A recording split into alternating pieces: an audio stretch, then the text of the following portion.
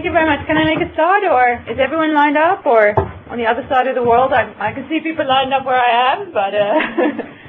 Hey, Madelein is here. Hi. Hey, Madelein. Great. Are you guys ready? Yeah, we are ready. We just give us a couple of minutes. We have people in Hyderabad. We have people in Noida, both in infra as well in... Yes, we are from Hyderabad. We are on the line. We are there. Okay, great. Hi, Madelein. Yeah, exactly. Why are we not using link? There you go. When you guys have a preferred contract and you run my link for me. Madelein, I think, please go ahead. We are all there, waiting to listen to you. Please go ahead, yeah. Hello. Do we have Hyderabad here now? Swati? Noida? Yes, please go ahead, yeah. Please start. Perfect. Thank you very much. After this technological hiccup, I think I'll make a start. My presentation is titled Feminspiration, which is the female network in HCL. And I believe that is being launched in Europe tomorrow. So I'm lifting a tip of the veil. And for Women's Day that will be launched. But I've been asked to speak about a topic that is close to all of our hearts, and that is leadership. So I'm going to share what at Harvard they call a teachable point of view. So that's your own learning that you've taken on board and packaged in a way that you think maybe someone else would try and learn something from it. So I called it my teachable point of view. So a little bit about me. I'm responsible for the HCL contract at CEVA. Before that, I was responsible for the F&A contract, which we also have with Accenture, and I'm trying to join this up and try and see if we can move somewhere towards global business services. I grew up in South Africa, and I find that this gives me very good links with our Indian colleagues, because I've also grown up in a developing country. I've seen poverty, and I know what hunger looks like and what lack of opportunity looks like. I had the privilege to come to London and train here as an accountant. I like singing, and I've been doing BPO ever since it started in London. So I kind of randomly, accidentally ended up in BPO. In PwC, they had this tiny group of 10 people, and they were doing this thing called outsourcing, and no one really knew what it was. And I put my name in the ring for trying something new, and they said it was about process improvement. You might like it. Go there for a small secondment. Absolutely loved it, and the rest is history. So I've been doing BPO from scratch, really. Sell side, buy side, the whole shooting match. And through my career, I've moved to Amsterdam after London about 4 years ago, and I'm really going native. I've learned Dutch, and my Hindi is still not so good, but I always threaten manners that I can understand a little bit. So, teachable point of view, yeah, it sounds a bit like blah, blah, blah, blah.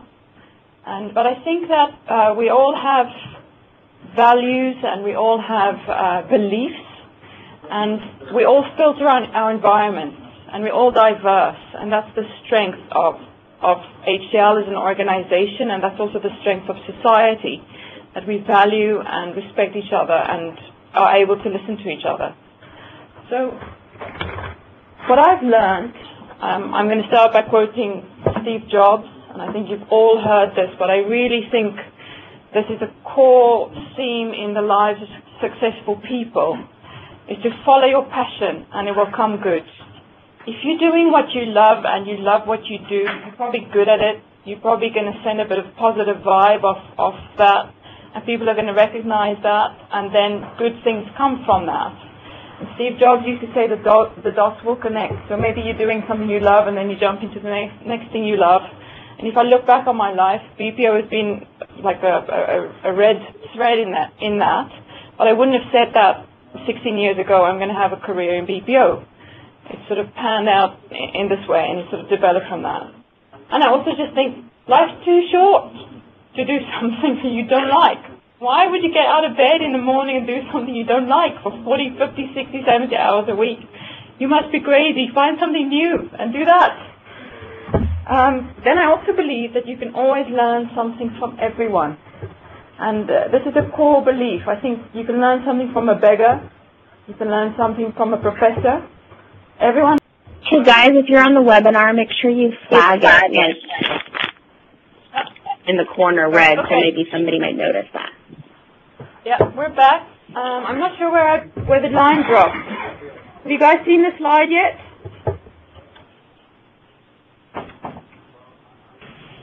Yeah, we are able to. Okay, we'll pretend you have. Right.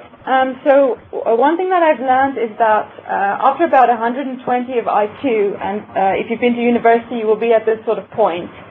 Really what starts to matter is not just technical expertise. And especially in India, I've noticed, and also in South Africa, there's a very strong focus on getting relevant education, because the countries are poorer. In England, you have the privilege quite often of doing arts and then qualifying as an accountant, or doing science and becoming something else completely and changing your career. Whereas especially in India, what I've seen quite a lot is that people really focus on their schooling, they really focus on getting into good universities, and then they really focus on getting Microsoft qualifications and so on. And by the time people strike about 27, 28, 29, 30 years old, everyone starts saying, I want to be a manager, but they've never developed any skills outside of the technical ability to help them do that. Listening skills, communication skills, leadership skills, and so on. So I want to urge people to think wider than their technical knowledge. And how to do that is to think about emotional intelligence. So read about emotional intelligence. If you've never heard of this concept, Google it. Read about it. And take a good, honest look in the mirror and see where your own strengths and your own weaknesses are. You can only lead other people if you know yourself. And if you know yourself, you are able to build much better teams around yourself. So in my case, I know that I'm quite a big picture person. I hate details. I always make sure I have a detailed person in my team and I give them the contracts to read, because quite important. So sometimes your strengths, if you use them to excess, could also be your weakness. It's very interesting how this curve happens. So being assertive, for instance, might be a good thing, right? Generally speaking, saying what you need. I'm doing this on a BlackBerry, improvising, and not the last BlackBerry surviving in the Western Hemisphere, but we're going to try and use it. Right. So where I was at is that sometimes your strength in excess can also be your weakness. So if you are, for instance, assertive, that might be a strength, generally speaking. But if you are assertiveness turns into bullying or extreme assertiveness, that might actually start to be the weakness, and you might be starting to run over other people. Can I ask people on the other side of this line to go on mute? We have quite a bit of noise.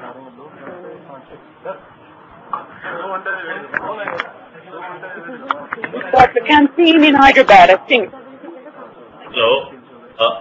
No. You guys go on mute on your end, please. Right. So in order to find your strengths and weaknesses, something that you need to learn to do is to ask for feedback and act on feedback. And this sounds really glib, but the first 3 years when I lived in London, people used to give me feedback all the time. So they used to say, Madelein, people appreciate your diagnosis, but So in my culture, what comes before the bus is very important, right? People appreciate your direct manner. Great, what's the problem? But in England, what comes after the bus is the feedback. So this is a small cultural difference. And it really took me some time to realize that I was actually getting valuable feedback that I was just not hearing.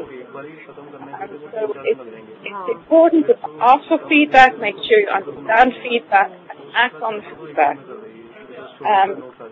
I believe that you should keep listening to people at all levels. And the more senior you become in an organization, the more it gets, and the harder it gets to get honest feedback and to keep listening to people.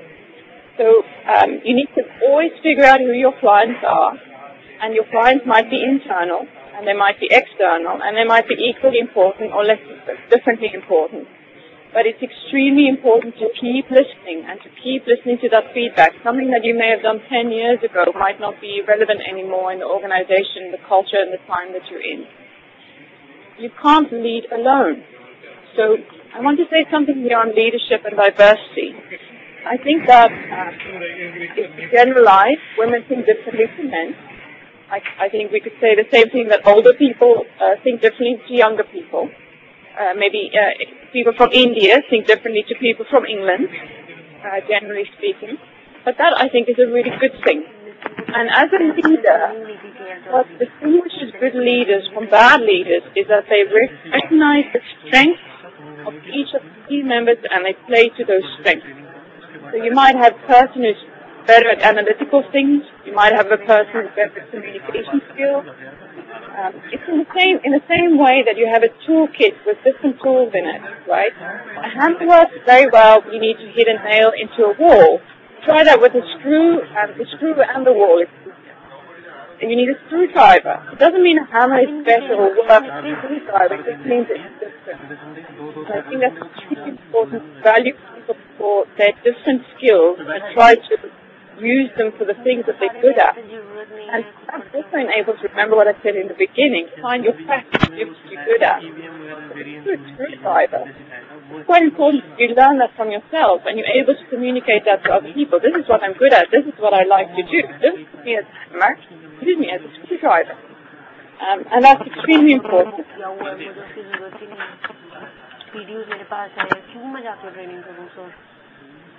I want to give you a minute to just to read the poem. Get out of the way. I'll give you a couple of minutes to just reflect on these words. Can someone out of India tell me whether you can see this slide? It's entitled Instance. Yes, we can. Perfect, thanks. Right, so these words were written by a man when he was 85 years old, and he realized that he only had his life to live once, and he regretted quite a few things. So I think it's important to live your life in a way that to follow your passion, so that you don't have any regrets when that day comes.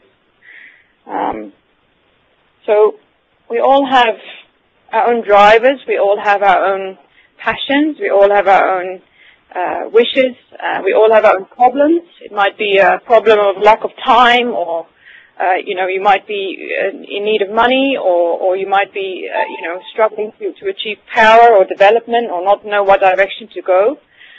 But I still think that if you follow your heart and you follow your passion, you will end up in a better place than when you try and overanalyze everything and try and assess where that goes.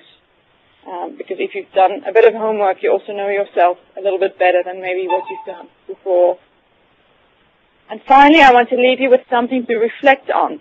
So this is maybe something to do at a different time. But this is a diagram that was developed by a professor in Harvard, and it's quite widely used. And basically the theory goes, if you know your passions and you know your strengths, you can try and figure out what people will pay money for. And if you are doing your job for the most part in a part that overlaps, that's called a sweet spot. And that probably means that you're going to love what you do, you're going to be good at it, and you're going to earn more and more money, because people will appreciate it more and more as you get better. So, and then you also have the gray areas in the middle. So between strengths and passions, for instance, I'm a reasonably good singer, and it's my passion. I sing quite a lot, and I would also say it's a strength. I sang in the national choir, but I don't think people will want to pay money to hear me sing, frankly. So this for me is in the hobby category, and so on. So you can figure out your strengths and figure out where they fit in. So I'll leave you with this for a little bit of homework, something to think about in the glass when you have a quiet moment. I'll leave you with that. Thank you very much, everyone. Thanks for your time. And I'm very worried that HCL is my technology provider with this technology. And I'm also very disappointed that we didn't use Link when we have it available. So thank you very much. Thank you.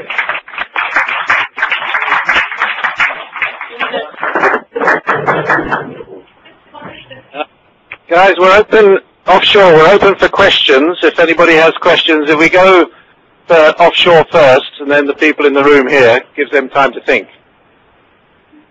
While you're thinking, I'd like to start with one thing, is that Madelein mentioned a lot about passions, and in HCL we have an a passion indicator count, a formal test to reveal what your passions are, and it's called EPIC, Employee Passion Indicator Count.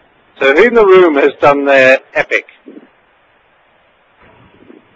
It's a private report that just comes to the individual. It's not shared with the organisation unless you want it to. So one guess is the majority haven't. So I would think one outcome of your talk today would be perhaps to look at that online EPIC and take your EPIC report. It's purely private to you, but it can be used when you're having a discussion with your seniors or your boss about your next role. You can actually reflect on your passion indicator and say, well, how is this increasing the likelihood that I'm playing to my passions or not? So it's a good way of using it in a practical way, as well as finding out for yourself where your passions lie according to the test. It's done independently. HCL didn't produce the questions. It was done outside. So I've given everybody a chance to think of some questions. Are there any from offshore? Yes. Thanks, Madelein, for a nice walkthrough towards this nice presentation. I would like to ask, like we have it in HCL, the passion indicator.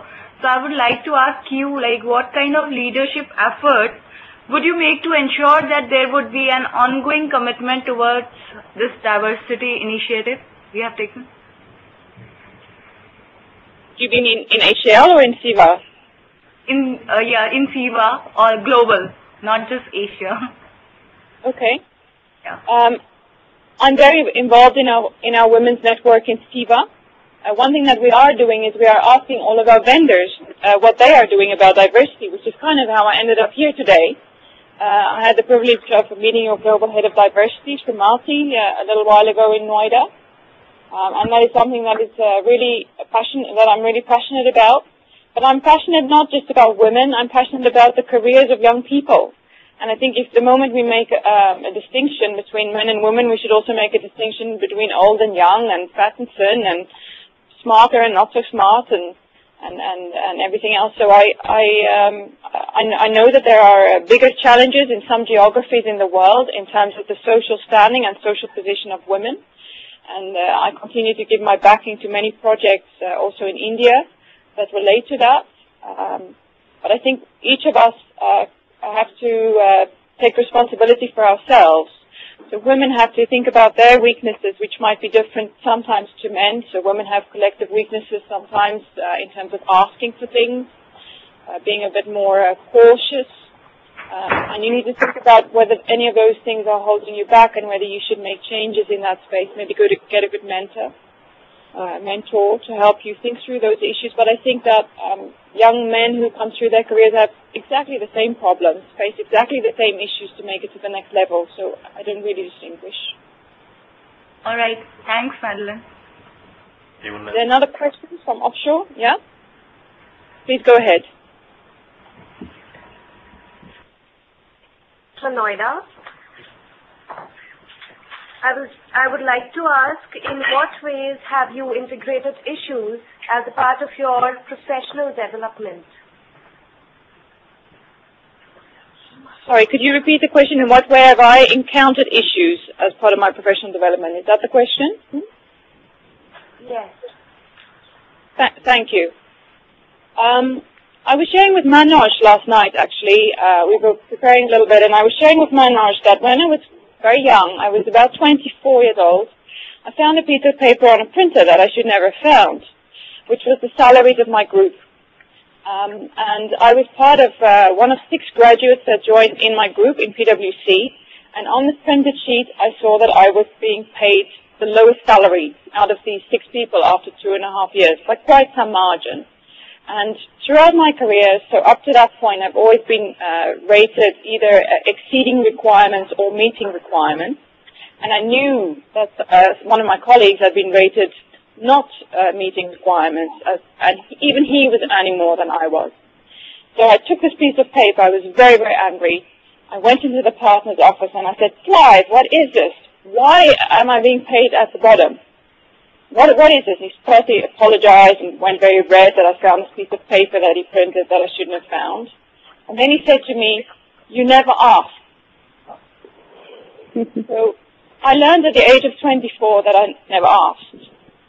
And this was a very, very strong wake-up call for me, and I did a lot of reflection for years after that to figure out why I didn't ask, and also what other things I'm doing that means I'm not asking or I'm not developing in an appropriate way. My salary was rectified, and I was put in the right place after that, I can add, because then I never stopped asking.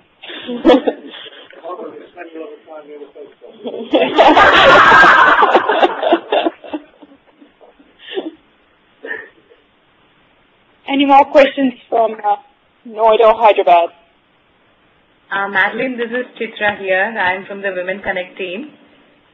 Hi, Chitra. Hi. So with the global economy coming in, what do you think are the 3 qualities that, women need to be developing to be, strong global leaders? I think it is exactly the same as it is for men. I think those things are around being flexible, being able to learn, and arming yourself with good skills, and by that I mean emotional intelligence skills as well as technical skills. I don't make any distinction between men and women in this area. I think that development is equally important for men and women, and that everyone has their own strengths and weaknesses. So I think in a time when the global economy gets more competitive, it's more important to stand out. So that means playing to your strengths more than you may have done in the past.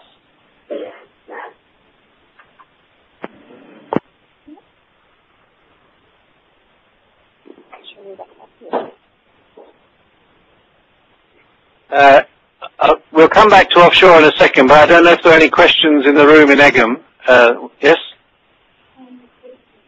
Hang on.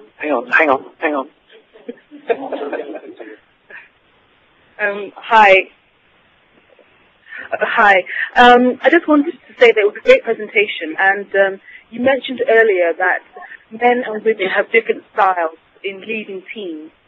I'm just wondering if you could give us examples of those different styles, and also the way that men and women relate differently to the different styles. What I've noticed is that maybe women communicate one way to each other, but perhaps when a woman communicates to a man, she has a different style when speaking to him.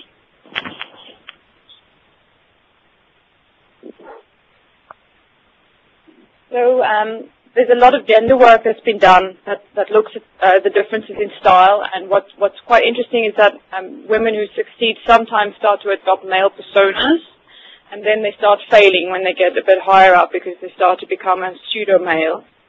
There are pitfalls in women's styles. So one of them is to be the she-man.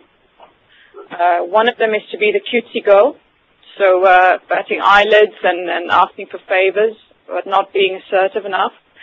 I think that if I look back at coaching that I've done, and one of the common threads that I've noticed in women is that very often in business, women are sub-assertive. So by that I mean they don't ask for what they need. They sit there and they take it, and they get crapped upon quite often, and they sit there and take it and take it and take it, and then one day they get full and they explode. So then they skip assertive altogether and they become aggressive.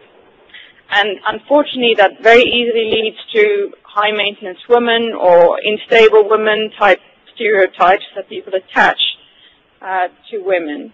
And I think that men among each other are much better at constantly asking at a more constant level, so being assertive at an appropriate level at a more even keel.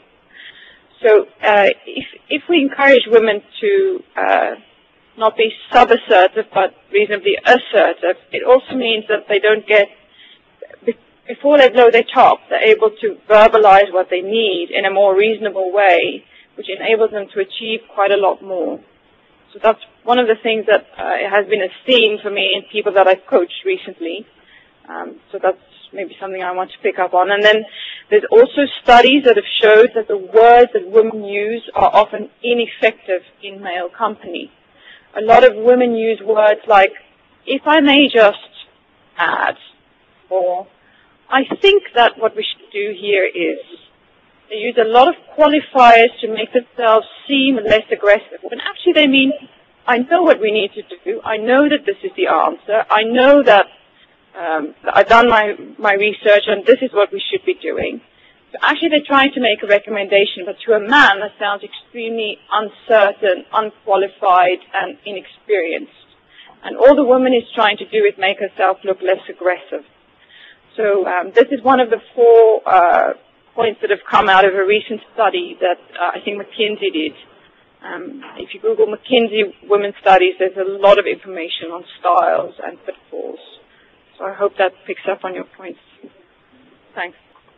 There are no other questions here in Egham. There's one last question from offshore before we close the session, or not? I take the silence as not. In which case, can we all thank Madelein Smit for a very compelling presentation. Thank you very much. You can hear the applause.